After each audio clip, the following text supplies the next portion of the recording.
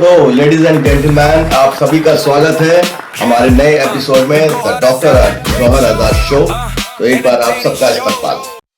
हम जिंदगी के जद्दोजहद में खुद से मिलना भूल जाते हैं, खुद को अपॉइंटमेंट देना भूल जाते हैं, एक क्वालिटी टाइम बिताना हम भूल जाते हैं। हमें पता ही नहीं चलता कि हम रिटायरमेंट के कितने करीब अचानक पहुंच गए।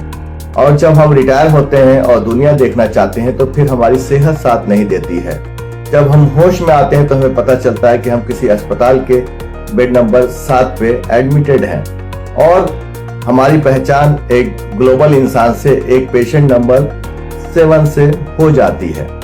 तो हम इतना मेहनत करते हैं अपने परिवार के लिए और खुद के लिए कि अपनी सेहत की भी परवाह नहीं करते हैं, अपने सुख और चैन की भी परवाह नहीं करते हैं। हम धन क्यों कमाते हैं? धन कमाते हैं हम शांति के लिए, पीस के लिए, अमन और चैन के लिए, लेकिन हम वही प्राप्त नहीं कर पाते हैं। हम चाहते हैं कि जो हम मेहनत करते हैं और जो हम पैसा कमाते हैं इससे लोग हमें बहुत प्यार देंगे। हम जिनके लिए करते हैं एक दिन वो भी जो है हमारा साथ नहीं देते हैं और हमें छोड़ के जिंदगी में आगे बढ़ जाते हैं। जिंदगी इसी का नाम है। आप अपने खून से या अपने परिवार से जितना भी प्यार कर ले, लेकिन उनकी भी मजबूरी है। आज आपके बीवी बच्चे हैं, कल उनके भी बीवी बच्चे या उनके शौहर और बच्चे होंगे। वो जिंदगी उनकी अलग होगी, उनकी जद्दोजहद अलग हो जाएगी आपसे। आप फिर से अकेले पड़ जाएंगे। लेकिन मेरा कहने का मतलब ये नहीं है कि आप अपने परिवार का साथ नहीं दें।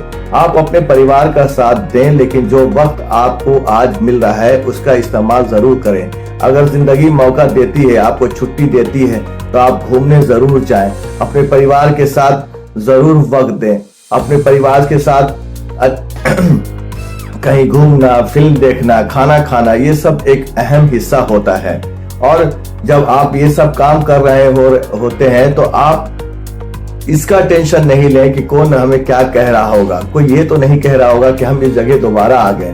हम कोई ये तो नहीं सोच रहा होगा कि हम महंगे जगह नहीं जा सकते हैं। कोई ये तो नहीं सोच रहा, अगर हम महंगे जगह आ गए तो हमने फोटो नहीं डाली है कि हम महंगे जगह आए, महंगे रेस्टोरेंट में खाना खा रहे हैं, तो हम लोगों को दिखाएं कैसे कि हम महंगे रेस्टोरेंट में खाना खा रहे हैं। लोग, जैसे कि मैं पहले ही बता चुका हूं कि लोग आपसे एक दिन अलग हो जाएंगे और आप अलग थलग पड़ जाएंगे, आप कमजोर हो जाएंगे, आप ज़ईफ हो जाएंगे एक दिन।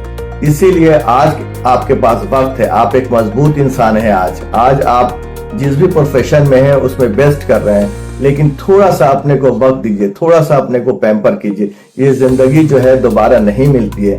ये ईश्वर का वरदान है। एक अच्छे प्लेनेट में हमें भेजा गया जहाँ पहाड़ है, नदियां हैं और बहुत सारे जंगल हैं, बहुत सारी चीजें हैं देखने के लिए, लेकिन हम जो है अपने काम के लिए जो है उसके आंखें बंद कर रखा है।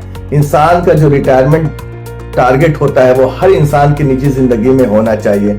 चाहे आप निजी व्यवस्था में काम करें या सरकारी व्यवस्था में काम कर रहे हैं, आपके दिमाग में एक रिटायरमेंट प्लान होना चाहिए। अगर सरकारी व्यवस्था में काम कर रहे हैं तो वहां फोर्सिबली जो है आपको रिटायर कर दिया जाएगा या आप वक्त से पहले रिटायरमेंट चुन सकते हैं। लेकिन आप जब प्राइवेट सेक्टर में हैं तो आप कहीं काम छोड़ देते हैं और रिटायर होकर भी कहीं कंसल्टेंट बन जाते हैं और सोचते हैं कि हम बिजी रहेंगे, लेकिन ये उल्टा पड़ जाता है।